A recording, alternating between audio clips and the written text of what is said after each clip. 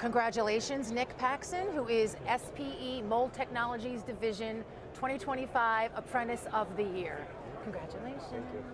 So I know you were notified beforehand, but can you at least go back to that moment and when you found out that you were nominated and you won, what does it feel like? It's really exciting. It's like, once you figure out that it's United States, Canada, and it's a lot bigger than it feels, you know. That's right. When you think about it a little more and it just feels bigger and bigger, but I'm really excited. Did you always know that you wanted to be in manufacturing? No, I didn't actually. I kind of just stumbled upon it. And then once I got into it, I've loved it ever since. And I hear you're a mold maker, right? Yep. So what is it, I can't imagine you fell into that. No, or did no. you? Tell me about that journey. That was 4 tough years working with some tough guys. And I mean, I've learned from the best, which I think that's important, that you need good mentors. Yep. So I like to shout them out. Yep. Oh, and it's Thermoofficial, right? That's and where is that located? Rochester, New York. Okay, Rochester. Oh, yeah, I'm an East Coaster too. Yeah? I'm Philadelphia area. All right. Say hi. So what does a day look like in the life of Nick at the company? So, well, recently I'm kind of in a role change because I'm going from apprentice to mold maker. But they've set me up very well to coast into that role. So I have my own responsibilities every day, whether it's running the Haas, milling or grinding, finishing parts. It's polishing. I'm on polishing right now. Oh, I got that job sitting at home. Okay, I love it. What's your most favorite aspect of the job? I love milling. Okay, and what about it? Interacting with the CNC, programming, design, all that's probably my favorite. And do you already see yourself, like, are you somebody that carves out your career path? Do you know where you want to go next with this? I think so, yeah. Well, where is it? Well, I'd like to stay with Thermo. Thermo's great. They've really built me from the ground up. And I'm excited we're making a lot more new tools there. So I'd like to take some of those jobs on. What kind of tools do they make? Injection molding. Okay. We also run blow and EBM. Okay. Mostly injection. Okay, so you're exposed to more than just plastic injection mold making. Yep. That's cool. Is there anything special? Training is such a huge issue right now. Yeah. Not only is there a lack of mold makers coming in, mold designers, yep. We don't really have trade schools anymore. The universities, there's not a lot of that specific to mold making training. So anything unique or special about that apprenticeship program that you could talk about? I mean, they put me through school. They set me up with everything I needed. And like you said, the trade gap is so big right now.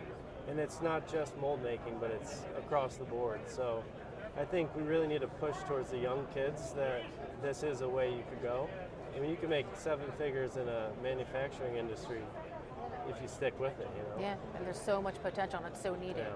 Do you come from a family of people in manufacturing? My grandpa was actually a mold maker. So. Ah, there you go. Yeah. So it's in the family. So I didn't think about it until I got a little older and then came back around to it. That is great. So it skipped a generation, right? Yeah. How about friends? How about your circle of friends? Anybody else within take that route? Actually, my friend got me into it. Okay. He actually works with me. So what was it that enticed you to even get in to manufacturing? I liked a set path. I was looking for a set path, and this was clear. It was, you come in as a mold changer, you hope to get the apprenticeship, and then you have a set 4 years that you make it through, and then, you know, it's kind of like a playbook. Yeah, Because a lot of people are scared to get into something because you don't know where you're going to end up. But with this, you know where the end of the line is. Yeah. I think that's very, you sound like an old soul, because I don't know that a lot of people, even people older than you, think that way about it, especially if you're earlier in your career. The possibilities are endless, really, so it's good to have that path. All right, so I'm going to ask you maybe a tough question. So you won this award. I want you to describe, why do you think you deserve this award? If I could put it to anything, because the nomination is what it is, but I think work ethic, I think that shows for itself, shows for the guys around me. And I think that really has pushed me to where I'm at. Whether, if I have a tough time picking something up, I'll work through it and I'll take the losses as a lesson, and I'll make sure that I don't make that same mistake again. I think that's what really pushes me. What's the key? Where does that work ethic come from? Parents, I guess. Yeah, that's talked about a lot out in the industry, and well, not even just manufacturing. that people just don't have that anymore. So No. that alone, that can take you far. Just wanting to work, right? Right.